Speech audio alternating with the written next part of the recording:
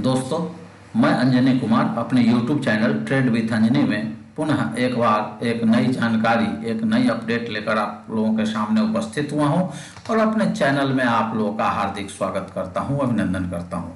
दोस्तों, आगे बढ़ने से पहले मैं आपको बताऊं कि यह वीडियो पूर्ण रूप से एक इन्फॉर्मेटिव वीडियो है और विभिन्न वेबसाइट से लिए गए डाटा के आधार पर इस पे हम बात करेंगे, एनालिसिस करेंगे और मैं अपना अनुभव भी आप लोगों को शेयर करूंगा। दोस्तों, जैसा कि आप देख रहे होंगे स्क्रीन पे, आज जिस शेयर पे मैं अपडेट लेके आया हूं उसका नाम है श्री इंफ्रास्ट्रक्चर फाइनेंस लिमिटेड। यह एक एनबीएफसी है और कोलकाता बेस्ड कंपनी है। हेमंत कनौरिया जी इसके प्रमोटर हैं और कनौरिया ग्रुप की कंपनी है। यह एसेट फिनांस और लीजिंग फिनांस दोनों में काम करती है। इसका एक सब्सिडियरी है, 100% subsidiary Shri equipment finance limited. वह भी सेम क्षेत्र में है, खास के वह इंफ्रास्ट्रक्चर में जो इक्विपमेंट होते हैं, जो भी इक्विपमेंट होते हैं उसको वो फिनांसिंग करती है मॉर्गेज करके। तो उसका साइज काफ़ी बड़ा है और उसका शेयर मार्केट में लिस्टिंग का कोशिश चल रहा है श्री इंफ्रास्ट्रक्चर फाइनेंस के प्रमोटर के द्वारा कि श्री इक्विपमेंट फाइनेंस लिमिटेड भी वो लिस्टेड कराने का। लेकिन पिछले 1-2 साल से जो फिनेंशियल सिचुएशन है, इकोनॉमिक सिचुएशन है, इस सिचुएशन में ऐसा माना जा रहा था कि कंपनी का वैल्यूएशन कम होगा, इसलिए फिलहाल श्री इक्विपमेंट फाइनेंस लिमिटेड का जो आईपीओ था उसको टाल दिया गया है। अब मुद्दे की बात है कि इंडिया की जितनी भी एनबीएफसी कंपनी है वो सारी कंपनियां स्ट्रेस में हैं और दबाव में हैं एनपीए को लेकर, और कोरोना के कारण बहुत ही बुरा असर पड़ा है इन कंपनियों पे। पहले ही लिक्विडिटी क्रंच से जूझ रही कंपनियां अब कोरोना क्राइसिस, कोरोना पेंडेमिक के कारण एनपीए के प्रेशर में आ गई है। लेकिन अभी ऐसा क्या है जो इसका मैं पुनः वीडियो लेके आया हूं। दोस्तों, इसका फुल फंडामेंटल एनालिसिस का वीडियो मैंने बनाया था 1 साल पहले 4 रुपए के प्राइस पे, और वहां से 10 रुपया तक भी गया था। लेकिन अभी यह 6 रुपया 91 पैसा पे ट्रेड कर रहा है और पिछले 1-8 सप्ताह से इसमें मूवमेंट देखने को मिली थी। दोस्तों, मैं जितने भी इससे रिलेटेड ओल्ड वीडियो हैं हमारे, वो सभी का लिंक डिस्क्रिप्शन बॉक्स में डाल दूंगा। उसको वीडियो को भी देखिएगा। अगर इसमें आप निवेशित हैं या निवेश करना चाहते हैं तो एक बार उन वीडियोस को, सभी वीडियोस को जरूर देखिएगा ताकि आपको एक डायरेक्शन मिल सके, आपको एक ऐसा अनुभव मिल सके कि इसमें निवेश करना चाहिए या नहीं करना चाहिए। अगले कुछ मिनटों में हम इसके फैक्ट्स पर बात करने वाले हैं। तो दोस्तों, जैसा कि आपको दिख रहा होगा, बहुत ही कम वॉल्यूम के साथ अभी ये ट्रेड हो रहा है। मात्र 2,35,000 का वॉल्यूम हुआ था शुक्रवार को, और यह इसका डिलीवरेबल क्वांटिटी जो है वो 64% के आसपास है। ठीक है, कंपनी का मार्केट कैप जो है 347 करोड़ के आसपास है। तो सबसे पहले मैं इसके फिनेंशियल्स पे बात करूंगा, उसके बाद मैं इसका कुछ न्यूज़ दिखाऊंगा जिसके कारण यह अभी चर्चा में है। दोस्तों, जैसा कि आपको दिख रहा होगा, श्री इंफ्रास्ट्रक्चर फाइनेंस लिमिटेड का जो 52 वीक लो है 3 रुपया 70 पैसा के आसपास है और 4 रुपये से हमारे कवरेज में है। दोस्तों, 52 वीक हाई देख रहे होंगे, 10 रुपया 15 पैसा का इसका हाई है और अभी 6 रुपया 90 पैसा पे ट्रेड कर रहा है। कंपनी का जो फेस वैल्यू है ये 10 रुपया के आसपास है और कंपनी का सबसे इंपॉर्टेंट बुक वैल्यू आप देखिए, अभी भी 56 रुपए के आसपास इसका बुक वैल्यू है। 56 रुपए के बुक वैल्यू का शेयर आपको 7 रुपए में मिल रहा है। कंपनी का ऑपरेटिंग रेवेन्यू पिछले साल, मतलब फाइनेंशियल ईयर 2020 में 940 करोड़ के आसपास रहा है, जिसमें ओवरऑल इसने 13.5 करोड़ का प्रॉफिट दिया है। यह बहुत ही पॉजिटिव बात है कि ऐसे क्राइसिस में, ऐसे पेंडेमिक में भी कंपनी नेट प्रॉफिट दे रही है ईयर ऑन ईयर बेसिस पे। यह एक बहुत ही महत्वपूर्ण बात है। लेकिन अब इसके नेगेटिव पैरामीटर्स की भी चर्चा करेंगे। तो आप देखिए, पिछले 1 साल में इसका इनकम ग्रोथ 50% से डाउन हुआ है और पिछले 5 साल में कंटिन्यू इसका इनकम ग्रोथ डाउन होता रहा है।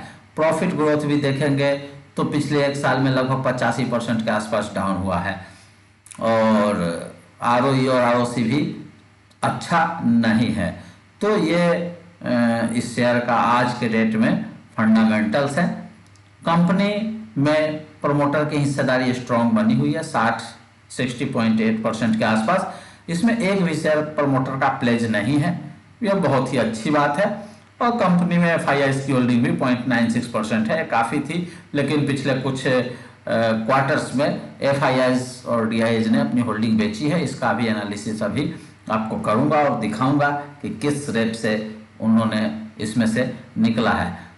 चर्चा करते हैं क्वार्टरली रिजल्ट की। तो आप देख रहे होंगे कि बहुत अच्छा नहीं है। दिसंबर में तो माइनस में चला गया, अर्थात कुछ दिसंबर क्वार्टर में इसने सेल्स नहीं किया। ऑपरेटिंग रेवेन्यू देखिए 34 करोड़, 8 करोड़, 28 करोड़, वेरी पुअर। तो श्री इंफ्रा फाइनेंस के जो MD हैं हेमंत कनौरिया जी, उनका इंटरव्यू मैंने सुना था।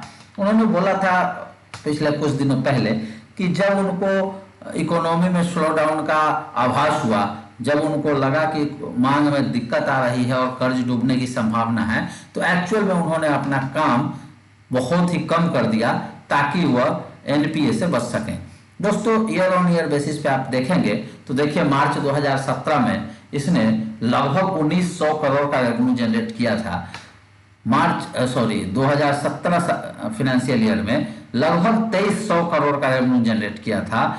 2018 में भी इसने 1900 करोड़ का रेवेन्यू जनरेट किया था। 19 में भी 1900 करोड़ का रेवेन्यू जनरेट किया था। 20 में सीधे 940 करोड़ का रेवेन्यू जनरेट हो गया। अर्थात कंपनी 30 साल पुरानी है और इसके पास एक बहुत बड़ा बेस है, कस्टमर बेस है, तो वहाँ कोई प्रॉब्लम नहीं है। अभी पिछले कुछ 1-2 सालों से जो NBFCs में प्रॉब्लम है, स्ट्रेस है, उससे कंपनी उबर पाएगी, ये देखने वाली बात होगी। और उसके साथ साथ जैसे देखिए इसका जैसे रेवेन्यू घटा है तो इसकी लायबिलिटी भी घटी है कोरेस्पॉन्डिंगली। यहाँ 1400 करोड़ का इंटरेस्ट बर्डन था, यहाँ 774 करोड़ का हो गया।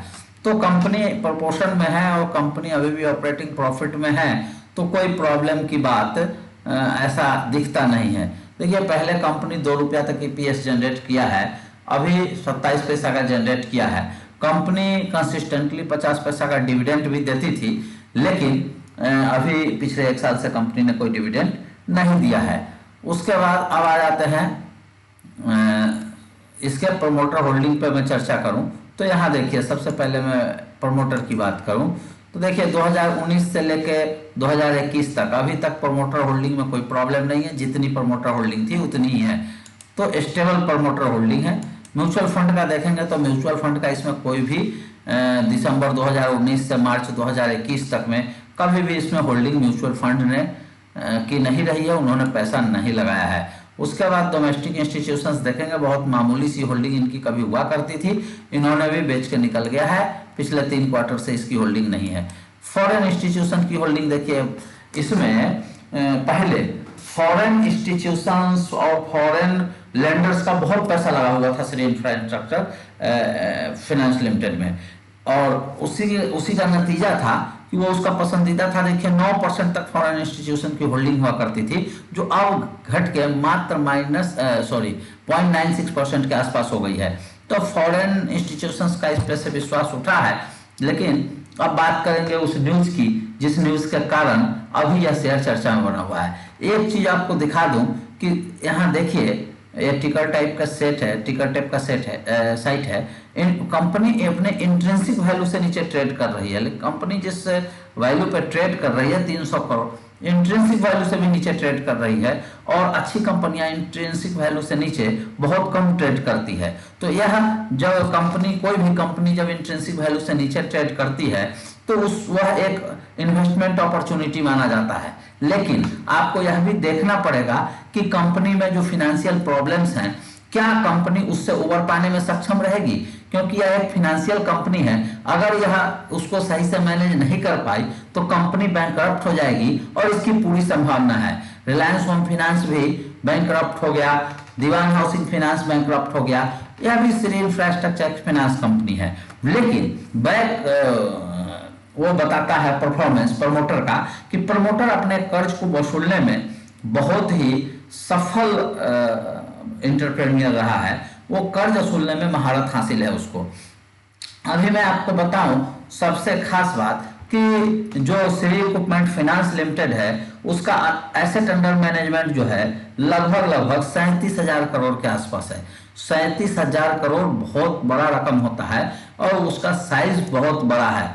तो जब भी Shri equipment finance company listed होगी, आई डोंट नो कब होगी, अभी तक हो जाने वाली थी लेकिन इकोनॉमिक सिचुएशन को देख के फिलहाल इसकी लिस्टिंग को, आईपीओ लिस्टिंग को टाल दिया गया है। तो ये जब भी होगी इस कंपनी का वैल्यू अनलॉक होगा और मुझे ऐसा लगता है प्रमोटर का पास्ट परफॉर्मेंस देखने से कि प्रमोटर जो है ये सारी परेशानियों से सफलतापूर्वक निकल पाएगा। अब मैं वो न्यूज दिखाऊं जिस न्यूज के कारण, सबसे पहले मैं ये न्यूज दिखाता हूं कि अभी जो है कंपनी का जो स्कीम ऑफ अरेंजमेंट है वो अप्रूव हो चुका है और यह बहुत ही पॉजिटिव है कंपनी के लिए। देखिए कंपनी का जितना भी अनसिक्योर्ड लोन है, यहाँ पे अनसिक्योर्ड डिवेंचर दिख रहा होगा, जो भी इसके लोन्स हैं, डिवेंचर्स हैं, सभी को जो पेमेंट डेट आने वाला था उससे 3 साल का एक्सटेंशन मिल गया है। इसीलिए इसमें बहुत सारी चीजें हैं, बहुत सारे पेजेस हैं, लेकिन उसमें जो सबसे इंपॉर्टेंट है मैं आपको बता रहा हूं कि यहाँ देखिए redemption dates of the unsecured debenture in terms of the financing document concerned shall stand postponed by a period of 3 years। तो जितनी भी देनदारियां थी इस कंपनी पे वो सब लगभग 3 साल के लिए पोस्टपोन्ड हो गई है। तो उस बीच में कंपनी जो है अपने कस्टमर से, जिसको इसने फंड दिया है, उन सब से वो रिकवर कर पाएगी और उससे कमा के उसको दे पाएगी, ऐसा लगता है। यहाँ भी देखिए any and all installment payment towards the principal component of the unsecured debenture in terms of the financing documents concerned shall stand postponed by a period of 3 years. ये बहुत ही पॉजिटिव है और ये ऑलरेडी अप्रूव हो चुका है, NCLT से भी अप्रूव्ड हो चुका है। तो ये इसको एक बेल आउट मिल गया है श्री इंफ्रास्ट्रक्चर फाइनेंस लिमिटेड को और श्री इक्विपमेंट फाइनेंस लिमिटेड को, दोनों को अपने सर्विस को कंटिन्यू रखने के लिए, अपने ऑपरेशंस को कंटिन्यू रखने के लिए। तो ये बहुत ही इंपॉर्टेंट बात है। और दूसरा चीज मैं बताऊं कि यहाँ कंपनी ने बॉम्बे स्टॉक एक्सचेंज को बताया है कि कंपनी में एक्सप्रेशन ऑफ इंटरेस्ट मिला है। अमेरिकन कंपनी है, US based Arena investors LP, Cerberus global investment BV and Singapore Makara capital partners private limited, इन सब से कंपनी की बातचीत चल रही है। इसमें एक कंपनी ने 250 मिलियन, यहाँ देख रहे होंगे $250 मिलियन यूएस डॉलर का इन्वेस्टमेंट करना चाहती है श्री इक्विपमेंट फाइनेंस लिमिटेड में।